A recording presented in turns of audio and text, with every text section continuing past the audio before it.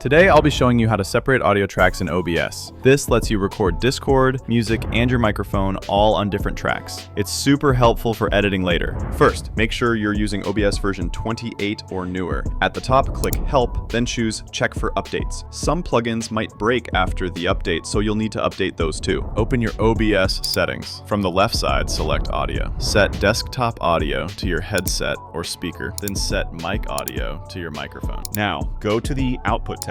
Change the output mode to Advanced. Under Streaming, set Audio track to 1, enable the VOD track, and set it to 2. Go to the Recording tab. Here you'll see audio tracks. Since tracks 1 and 2 are used for streaming and VOD, I'll record to tracks 1, 3, 4, 5, and 6. Click Apply and close the settings. Now choose the scene where you want to split audio. Click the plus icon and select Application Audio Capture. Name your source, then press OK.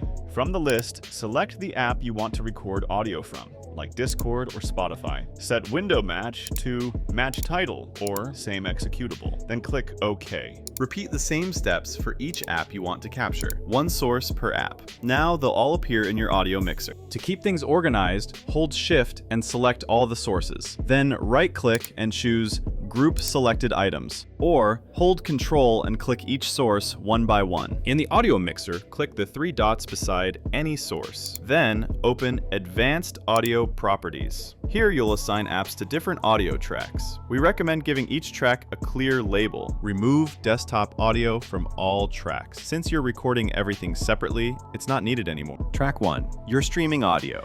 Enable only what you want your stream to hear, like mic and gameplay. Track 2, your Twitch VOD. Disable music or browser sounds here, if needed. Track 3, microphone. Track 4, Discord. Track 5, gameplay.